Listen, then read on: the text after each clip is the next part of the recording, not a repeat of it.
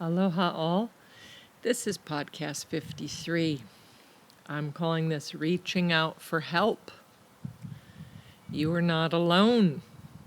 If you're listening to this podcast right now, I want to give you a moment of praise. The title, Reaching Out for Help, is vulnerable. It's real. It's affecting many of us. This topic resonates to so many people in these times of uncertainty, of struggle, of feeling hopeless. When we learn to reach out to a healthy authority, someone we trust, be it a close relation, a friend, a counselor, that's 50% of the battle, and you're on your way towards healing. In AA, NA, Al-Anon groups, I'm very familiar with them through the years. Showing up at your first meeting is the hardest and the biggest task. It's the biggest step towards moving forward. Listening to podcasts or booking time with a friend to talk and confide and share, or scheduling a session with a professional shows you're taking these steps forward. Breathe that in. I've often said in my other podcasts, one of my quick self-care tools is notice when you're breathing in, notice when you're breathing out. It's an inhale and that breath of ha. That sigh of relief, that clearing the pressure off the heart, just that quick sigh. Ground in your body, check in, see where you're at. What is happening? How is Samana today? What are my two feeling words? Learn to check in and acknowledge. It's like we're all looking for our partner, our parent, our priest, someone, our teacher, our roommate, or whoever it is, our child to give us that attention and all that, see us and hear us. And it's too much for any person to do this all the time because they can't read our minds. So for us to do that check-in at least once a day, in the morning when you wake up, 3 times a day, do it at lunch, do it at dinner, try to do it in a patterned way where you're checking in every day, saying, what is happening right this moment? What are my needs? And if you can't tell the feeling, if that's not so clear to you, then what is the sensations in the body? Is there pressure? Is there tightness? Is your breath shallow? Is your heart beating fast? Do you feel tightness in your jaw? What is happening? But checking in. Because doing these self-care tools, you're going to find that you start to feel less panicked, less anxious, less depressed, because you are giving yourself that one-on-one exclusive attention throughout the day, that we're looking for someone else outside to do that, and they're not either, because we're not able to communicate it, or we don't have them near us, or we don't have those healthy resources. So let's look at this. So majority of my counseling clients, they express these feelings of depression, anxiety, anger, fear, guilt, and overwhelm. If you find yourself saying that word overwhelm a lot, that means that you're saturated with external stress. There is too much happening, and your internal system is not strong enough to sustain this. It's out of balance, and it's going to start showing in deterioration with a foggy mind, with health issues compromised, and with erratic emotions. So I want you to know in these times, this is very common to everybody. You are not alone. Anyone with any consciousness or moral goodness has a sense of when they are off the mark, as they say, not meeting their personal expectations when you're not meeting your own expectations or feeling lost, and asking for direction. This is the point. This is where we're trying to get, is to see that I am beyond my abilities and I need help. Our politics in America, mixed with daily doses of COVID realities, are enough to throw the most anchored individuals off balance. Now we add our personal challenges. We have financial issues. We have family issues, ailing parents and loss and death, and partnerships that are challenged, that are needing more attention, but you're not able to meet it. Personal self-care, which frankly often doesn't even make our top lists of have-to-dos or necessary. And you'll soon discover, on your way to health and wellness, this is not any longer a choice of if you care for yourself or check in with yourself, but how consistent you can be to experiencing this and starting to notice lasting results. I'm here to offer you insights into systemic, chronic old patterns that are coming up repeatedly throughout your life, or they're becoming constant, and feelings and beliefs like this will always be this way, or this is never going to change or happen. This will never happen. So that always and never. Notice those words. If you find yourself thinking or saying similar phrases, you are stuck in your limited, boxed mind of patterns, and you need to initiate your greater collective awareness. So, looking from a higher perspective, as if you're looking down from a mountain and observing these behaviors, this distance helps with perspective in taking the sticky emotions, the cloudiness away, taking that out of the equation. Our awareness is holistic and interconnected to mind, emotions, and body. All levels of our awareness can amplify at different times these imbalances, or it shows its strength and the health of our system, of our being. Many times, a beneficial approach is detaching yourself a bit from the stressor, from the overwhelm, by visualizing a loved one has come to you with this same issue and they present it to you. And how would you assist them? With your big, wise heart, how would you advise and help them to find more peace and to let go of their suffering? Hearing the majority of humans on the planet suffer with similar issues as us helps in a way that it isn't so unique. You're not alone. Also, this takes guilt, self-judgment, futility away, and brings hope and possibilities. The phrase, "this too shall pass," is one of my favorites. It's a truth.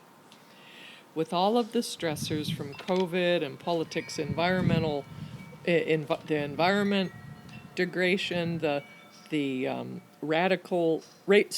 racial inequalities, our place in how we fit in this world is mind-boggling. It's too much. It's overwhelming. Our minds are designed to create solutions. This is our nature. This is how it works. Yet often in these times of uncertainty, it's impossible. And to create any solution, it's beyond our ability.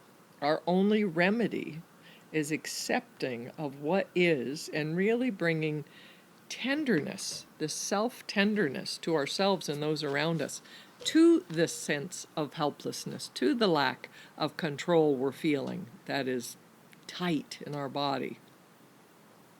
If your personal challenge is a relationship is ending, either through death or divorce or separation, or you have health issues, or seeing your world as you know it is changing drastically.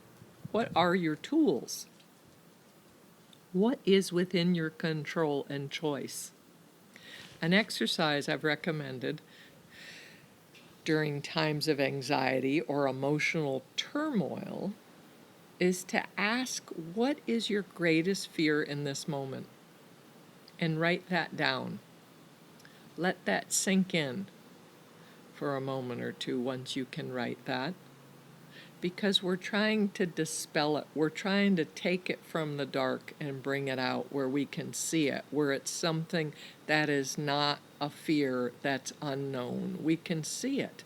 Then write down if or when this happens, what are some steps you can practically take towards feeling you're in control and choosing this new offering, this new perspective? Often in counseling, I listen to my clients and hear their grief over their present circumstances, their challenges, their conflicts.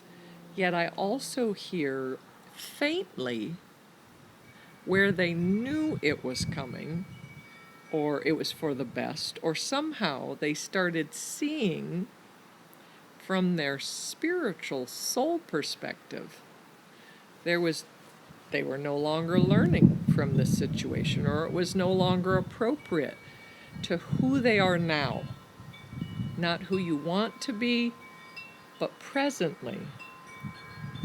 That is our true reality. What is now? Who are we now? As these changes happen often it feels like it's not our choice. And what happens is our soul begins accepting a little bit at a time. And we can sometimes see little glimpses of this new possibility, of this new life, perhaps where new seeds of intention can be planted, and soon they'll begin to sprout and manifest. The result is we feel our current needs are met more with minimal or no suffering necessary. Once we move into that possibility of what is this now, not what it was, of reference. My beloved meditation teacher, George Kinder, often spoke about suffering. He gave the example of if we're sitting still meditating or doing whatever and we think, ooh, I'd like an ice cream. There's nothing wrong with thinking I'd like an ice cream, even though I don't have ice cream. But that's normal. That's what gives us the thought of, ooh, I like that. This is a desire. Maybe it's a need, and I'm going to go get some ice cream. But if we sit there at home or whatever thinking, ooh, I'd like an ice cream, and then every few moments we're thinking, I really want an ice cream. Why don't I have ice cream? Why can't I afford ice cream? How can I get ice cream? And it becomes this whole ordeal that he said if we think of something we want that isn't already within our grasp, that's a natural human state. Again, this often shows us our wants and needs and desires. Yet if we keep bringing that same thought back to us, like could be, why did that relationship end? Why do I have to move? Why did I get laid off from my job? And we just keep bringing that back and back and back, where we're spinning with that, where we're beating ourselves up and suffering. When we repeatedly think about the same cyclical loop of thoughts, then we are causing an unnecessary suffering. Without accepting it, we need to see when something changes and what it is now. What it is now. What is this moment? What am I feeling? who is Samana right now? And then take steps, one baby step at a time if that's all you can do, but towards this new awareness, this new reality. When we stay locked in suffering, that is that loop that goes on and on and on, where you're not accepting what is, you're not making steps forward, you're not feeling like you're in a choice, you're feeling like a victim. This is what I say. How much time can you afford to waste till you find peace and happiness? When we're truly ready for help, we humbly acknowledge that we are where we're at and cannot move forward because we've exhausted all of the skills that we know up to date.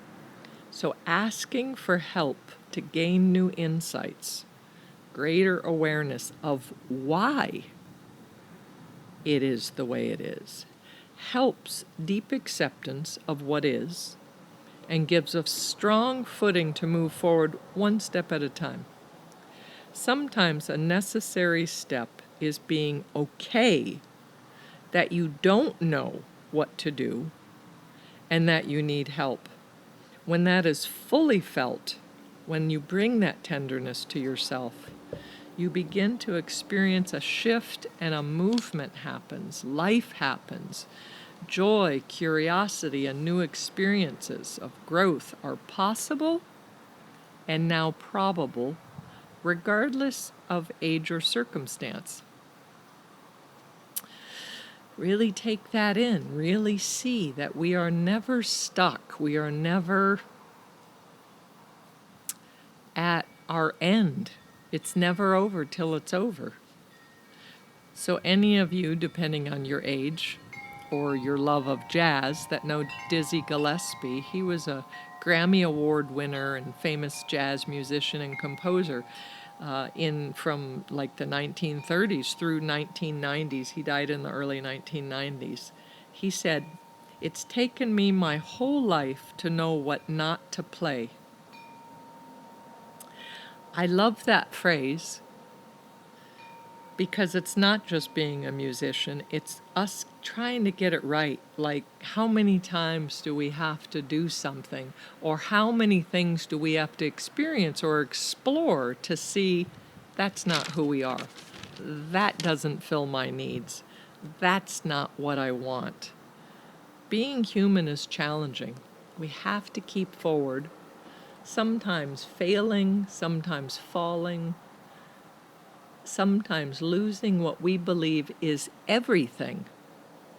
Then with a little time and acceptance, that light comes out and we learn, we grow, we see. We couldn't possibly ever lose everything. When we are too attached or identified to a person for our happiness, to a job, to a status, or to a label of who we believe we are, I find that the universe, God, our higher self, the law of attraction, whatever your beliefs are, tend to intervene, and it feels like something's being taken from us or was taken from us. And what's actually happened is when we remove whatever that fixed point of focus that wasn't ourself, that wasn't authentic in the moment, on whatever or whoever it was, this process of perceiving this is always an absolute, this comes from our ego state. One can never grow spiritually or emotionally or as a human being from their state of ego, because the ego is all about selfing. The ego is about desire and satisfaction now, in the moment. It's about exclusion of others' concern, of taking into consideration what is the highest good for myself and all involved. That comes from the soul, the spirit. The greatest moments and miracles of experience happens when our true nature shows up. Sometimes we can only see what is buried so deep within when all else falls away. That becomes the blessing. When it's all taken away, when the person, when the circumstance, when the business is all taken away, after that adjustment, that shock, that, wait a minute, nothing is as I know it, we begin to see that our soul's purpose or our true nature comes up, it moves forward, it shows up. That can never be taken from us. Our true nature, our soul, it could never be taken from us. Our path is about discovering who we are when it doesn't have to do with any external factors or people. We are parents, we are partners, we are part of a co-workers, we are all those things, yet that doesn't define us. That is one of the parts we play, but it is not our essence. That insight into our essence, into our soul's nature, our soul's gifts, how we appear to others when nothing else is tainting it. This becomes our strength and our gold. And this is also what motivates our eternal perseverance. Humans are beautiful, complex, compassionate, and resilient creatures. In these challenging times, this is the perspective I choose to see in myself, in my clients, in everyone I love, everyone around me. As I drive down the street and see people on their bikes or walking or with their strollers or in the grocery store, I look around and I take a moment of appreciation and I see these compassionate beings. I see everybody wearing their masks, everybody doing the best they can.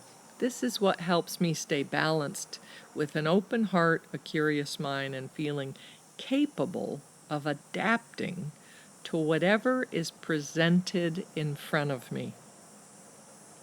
It doesn't mean it doesn't throw us down for a moment. It doesn't mean it doesn't hurt. But we feel that tenderness. We feel that loss. We feel that things are not the same anymore. And with tenderness, with compassion towards ourself, checking in throughout the day, knowing that I'm vulnerable, that I'm tender, that you're having a hard time. Taking those breaths in, checking in, journaling when you need to. These are the tools. Asking for help. I need to connect with you. I need to go for a walk. I need to call my counselor. I need to check in. I am in a blind spot. I need help. I need to ask for help. When we all endure together, know that we're not alone. When we learn to ask for help, what's the worst that can happen? Spontaneous joy, a beautiful new life beyond your wildest dreams. Yes, it will be different. And I guarantee it, you will find your true essence will find a way to adapt to whatever is in front of you. Person, places, or things. You are eternal. I hope that brings some peace, some ease, some healing words to some of you out there that are listening to this. My whole intention for these podcasts are to bring ease. And also professionally, I offer insight counseling with an unconventional and highly effective method. My sessions offer deep listening. I will help with reprogramming of old belief systems and disruptive emotional patternings. Together, you and I, we will unfold a new plan with baby steps towards a much more satisfying, relevant life to who you are now. and who you are continuing to evolve into. If that resonates with you and sounds like something that you would like to experience, I dropped my prices from 100 an hour to 75 during COVID, or I charge, if you do 4 sessions, 1 hour a week, it's only $250. We do this virtually. And I do have, any of you that know about this, there's several of you out there that listen that have taken this. So in the past couple of years, I was charging $500 for this, and I decided again for COVID, I'm going to drop this to $250. And this is a 30-day total transformation cleanse of body, mind, and emotional detox. So this is going to be a small group. I'm only going to take up to 10. If we have 2, I'll do it with 2. It doesn't matter. I have 2 already signed up. Yes, what this is going to be is it's going to be like a bonding time. So for 2 hours on a Thursday night Central Time from 7 to 9 p.m., we're going to do this September 17th, 24th, October 1st, and 8th. And it's the 250 plus supplements, pure encapsulation. It's a 30-day detox. Supplements that are good for all blood types, all whatever's going on. It doesn't interfere with medications. And I give you a discount, and we'll ship that directly to you. And we'll talk about that. If you're interested, contact me.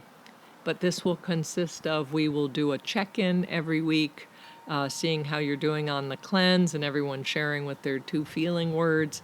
Then we're going to do a brief meditation together, and I'll give you a different style of meditation that's fairly easy within 5 or 10 minutes, so that you can experience different ways of stress reduction. And then we'll do some type of movement, either Tai Chi or yoga or something, some type of movement to get our body circulated. And we will do a journaling. I'm going to lecture for about an hour on physical detox, then mental detox, then the following week emotional detox, and the last week we'll go into like how to bring this all together and how you can live this way after your altered eating changes and you're feeling inspired, you've dropped weight, you have more energy, more mental clarity. You're feeling like you can handle this new life ahead. And oftentimes that's what we want. Let's let go of those toxins, toxic people, toxic substances. Let it all go for 30 days and just bring love, self-awareness.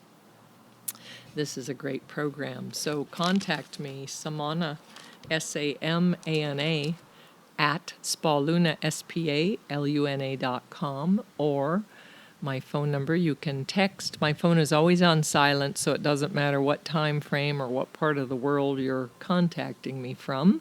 It won't disturb me. 808-283-7587. And if you want to check out my website, it has some things on there, some descriptions from before, and that is Spaluna, SPALUNA.com. And that's it for today. So blessings to all of you in this wonderful heat of August. On the 21st, we are soon going into Virgo time in a couple of days. This is a time for focus and detoxifying. The time of Virgo is really about removing everything that is false and not true. So sometimes we see that example as being critical and picking apart, but in its highest soul nature, the energy of Virgo, if any of you have Virgo in your charts or live or know with Virgos, or because we're going in the time of Virgo, we're all going to be ready to clean our homes, do that deep cleaning for the closet, rearrange the office, send out emails to the people that you've been wanting to connect with, all these focused things, but more so looking into yourself throughout each day and saying, what is not true? What no longer serves me, or what I'm no longer growing from? and remove it. If it's food, if it's people, if it's patterns, if it's habits. And if it interests you to do this cleanse, contact me. I look forward to this. Aloha. And any comments you ever have, text me, email me, requests for topics for podcasts. I love that. Blessings. Stay safe and well. Aloha.